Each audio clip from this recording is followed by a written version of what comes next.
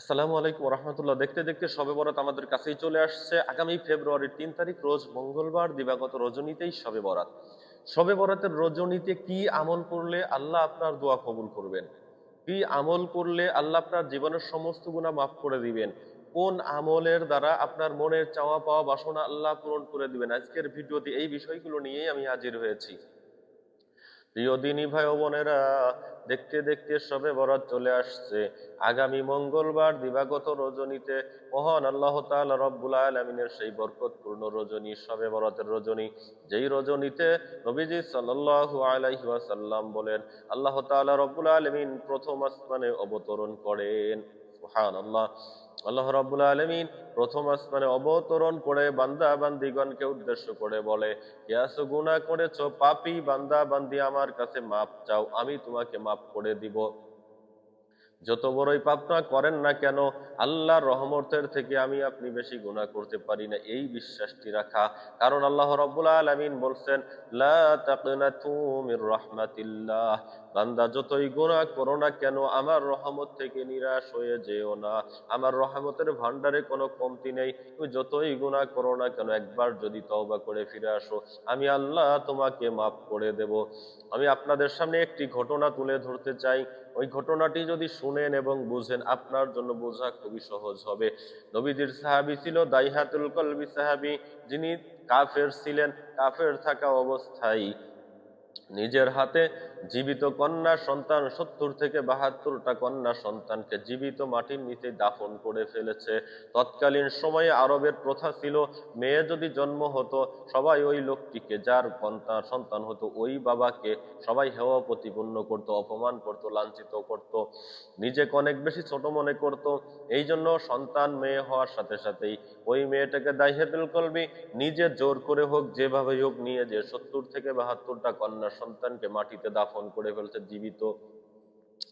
দাইহাতুল কলবি সাহাবী নবীজি সাল্লাল্লাহু আলাইহি ওয়াসাল্লামের কাছে গেলেন, ইয়া রাসূলুল্লাহ সাল্লাল্লাহু আলাইহি ওয়াসাল্লাম, আপনি যে আল্লাহর নবী আমি বিশ্বাস করি, আপনি আল্লাহর নবী আমি বিশ্বাস করি, আপনার কাছে কালেমা পড়ে মুসলমান হতে মন চাই।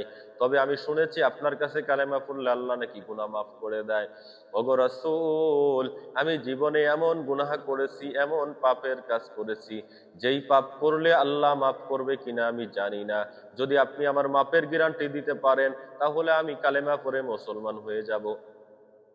নবীজি সাল্লাল্লাহু আলাইহি ওয়াসাল্লাম বললেন, ওগো দাইহাতুল কলবি, তুমি এমন কি পাপ করেছো যেই পাপের কারণে তুমি গুনাহ মাফ পাইবা কিনা তোমার মধ্যে আশা নেই? তুমি একটু আমার কাছে বলো, তোমার জীবনের ঘটনাগুলো বলো, আমি নবী শুনতে চাই। তখন দাইহাতুল কলবি বললেন, ইয়া রাসূলুল্লাহ সাল্লাল্লাহু আলাইহি ওয়াসাল্লাম, আমার জীবনে আমি এমন পাপ করেছি বলাটাও খারাপ লাগে, তবু আপনার কাছে বলতে হবে। সেই গুনার কাজটি হচ্ছে, আমার জীবনে আমি 70 থেকে 72টা কন্যা সন্তানকে জীবিত মাটির নিচেই দাফন করে দিয়েছি। শুধু তাই নয়, আমার নিজের একটি কন্যা সন্তান হয়। আমার স্ত্রী 4 মাসের গর্ভবতী ছিল। আমি তখন ব্যবসায়ের কাজে অন্য দেশে চলে যাই। ব্যবসার কাজ বাজ শেষ করে বিদেশ থেকে আমি 4 বছর পরে বাসায় ফিরে আসি। 4 বছরের মধ্যে আমার কন্যা সন্তান জন্ম হয়ে কন্যা সন্তানটা বড় হয়ে গেছে, বাবা বাবা বলে ডাকতে পারে। ইয়া রাসূলুল্লাহ সাল্লাল্লাহু আলাইহি ওয়াসাল্লাম, কন্যা সন্তান হওয়ার পরে আমার স্ত্রীকে জিজ্ঞাসা করেছি, এই সন্তানটি কার? তখন তিনি প্রথমে স্বীকার করেন নাই, পরবর্তীতে বলছে, এটি তোমার সন্তান, নাম জামিলা, তোমার মেয়ে হয়েছে। ওই জামিলা বাবাকে এমন ভাবে ডাকে, দাহিয়াতুল কলবি বলে, ইয়া রাসূলুল্লাহ সাল্লাল্লাহু আলাইহি ওয়াসাল্লাম, আমার সন্তান এমন ভাবে ডাকে কলিজায় যে লাগে, কিন্তু ভিতরে একটা জিদ, আমি কত মানুষের মেয়ে মেরেছি, নিজের মেয়ে যদি না মারতে পারি সবাই আমাকে বাজে কথা বলবে। আমি আমার কন্যা সন্তানটাকে আমার বিবির কাছে বললাম যে, আমার জামিলাকে তুমি একটু সুন্দর করে গোসল করে সাজিয়ে দাও, আমি দাওয়াত খেতে নিয়ে যাব। ইয়া রাসূলুল্লাহ সাল্লাল্লাহু আলাইহি ওয়াসাল্লাম, এই কথা না বললে হয়তো আমার স্ত্রী আমার সন্তানকে দিত না, এই জন্য মিথ্যা কথা বলেছি। মিথ্যা কথা বলে আমার সন্তানকে আমি নিয়ে গিয়েছি পাহাড়ের চূড়ার মধ্যে। নিয়ে যে আমার মেয়েকে বলছি, ওগো জামিলা এইদিকে একটু খেলাধুলা করো। আমার মেয়েকে একটা সাইডে রেখে আমি একটা সুন্দর করে গর্ত করলাম। আমার মেয়েকে বললাম, ওগো জামিলা দেখো তো গর্তটা কেমন হয়েছে। আমার মেয়ে বাবার কথায় বিশ্বাস করে, আমার কথা বিশ্বাস করে দৌড় দিয়ে এসে ওই গর্তের দিকে যখনই মাথা একটু ঝুঁকি দিয়ে উকি দিয়ে গর্ত দেখতে গিয়েছে, আমি এমন নিষ্ঠুর বাবা, আমার নিজের সন্তান জামিলাকে ঘাড় ধাক্কা দিয়ে ওই গর্তের মধ্যে ফেলে দিয়েছি। ইয়া রাসূলুল্লাহ সাল্লাল্লাহু আলাইহি ওয়াসাল্লাম, আমার মতো নিষ্ঠুর বান্দা হয়তো পৃথিবীতে আর নাই। আমার সন্তান জামিলাকে নিজে হাতে যখন গর্তের মধ্যে ফেলে দেই, আমার সন্তান জামিলা বলে, ওগো বাবা, কি এমন পাপ করেছি, কি এমন অপরাধ করেছি, আমাকে তুমি গর্তের মধ্যে ফেলে দিলা। ইয়া রাসূলুল্লাহ সাল্লাল্লাহু আলাইহি ওয়াসাল্লাম, আমার সন্তান বাবা বাবা বলে ডাকে। আমার মধ্যে তবুও কোনো অনুশোচনা হয় না, কোনো মায়া হয় না, দয়া হয় না, আমি পাথর মারতে থাকি। আমার ওই ছোট বাচ্চা জামিলা বলে, ওগো বাবা, কি দোষে আমাকে তুমি এই শাস্তি দিচ্ছ? বুঝতে পেরেছি বাবা, তোমার তোমার জীবনের গল্প আমি শুনেছি, অনেক কন্যা সন্তানকে নিজ হাতে দাফন করেছো, জীবিত সন্তানকে। ওগো বাবা, আমাকে ছেড়ে দাও, আমি বাড়িতে যাব না, এমন দেশে চলে যাব যেখানে কোনো মানুষ দাইহাতুল কলবি নামে কেউ কাউকে চেনে না। আমি কারোর কাছে নিজের বাবার পরিচয় তুলে ধরবো না। ওগো বাবা, আমার প্রাণ ভিক্ষা দাও। ইয়া রাসূলুল্লাহ সাল্লাল্লাহু আলাইহি ওয়াসাল্লাম, এরপরেও আমি দাইহাতুল কলবি আমার সন্তানকে আমি ছেড়ে দেই নাই, আমার সন্তানকে আমি ওখানেই মেরে দিয়েছি। ইয়া রাসূলুল্লাহ সাল্লাল্লাহু আলাইহি ওয়াসাল্লাম, আমার সন্তানকে হত্যা করে বাড়িতে ফিরে এসে রাতে যখন ঘুমাই, ঘুমের মধ্যে আমার সন্তান এসে বলে, বাবা, আমি কি ভুল করেছিলাম, আমার কি অপরাধ ছিল, আমাকে তুমি এইভাবে মেরে ফেললা। স্টোরি অনেক বড়। দাহিয়াতুল কলবি সাহাবী বলতেছে, ইয়া রাসূলুল্লাহ সাল্লাল্লাহু আলাইহি ওয়াসাল্লাম, এই যে আমার পাপ, এই পাপকে আল্লাহ মাফ করবেন কিনা? নবীজি সাল্লাল্লাহু আলাইহি ওয়াসাল্লামের চোখ মোবারক থেকে পানি বের হয়ে গেল। আল্লাহর কাছে কানলেন, এই যে পাপ আল্লাহ মাফ করবেন কিনা। কিছুক্ষণের মধ্যে আল্লাহ তাআলা রব্বুল আলামিন জিবরাইল আলাইহিস সালামকে পাঠিয়ে দিলেন। জিবরাইল আলাইহিস সালাম এসে খবর দিল, ইয়া রাসূলুল্লাহ সাল্লাল্লাহু আলাইহি সাল্লাম, লা তাকনাতু মির রাহমাতিল্লাহ। আল্লাহ বলছেন, আমার রহমত থেকে বান্দা যেন নিরাশ না হয়, আল্লাহ দাহিয়াতুল কলবিকে মাফ করে দিবেন যদি সে তওবা করে। এই দাইহাতুল কলবি আল্লাহর কাছে তওবা করলেন, নবীজি সাল্লাল্লাহু আলাইহি সাল্লামের কাছে হাতে হাত দিয়ে কালেমা পড়ে বায়াত হলেন, তওবা করে মুসলমান হয়ে গেলেন।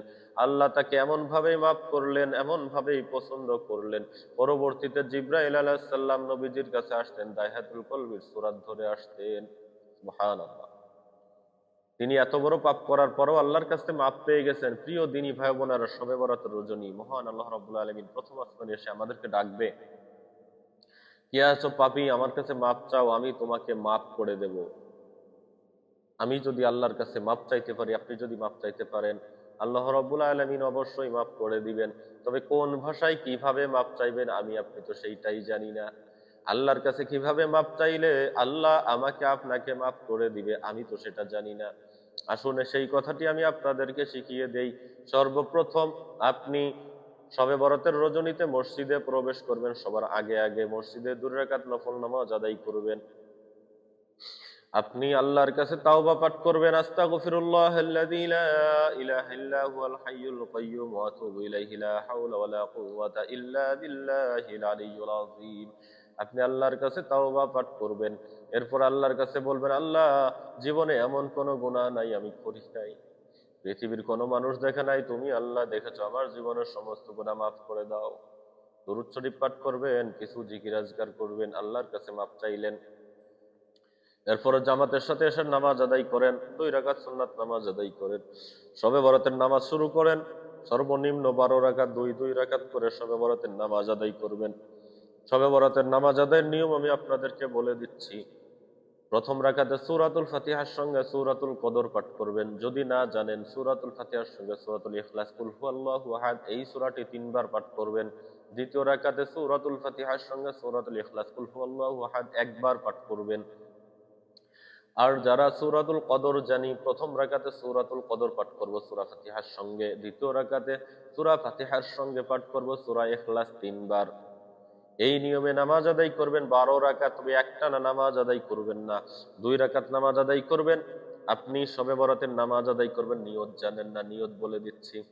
নাওয়াইতু আন উসাল্লিয়া লিল্লাহি তাআলা রাকআতাই সালাতিল লাইলাতিল বারাতি নাফলি মুতাওয়াজ্জিহান ইলা জিহাতিল কাবাতিশ শরীফাতি, আল্লাহু আকবার।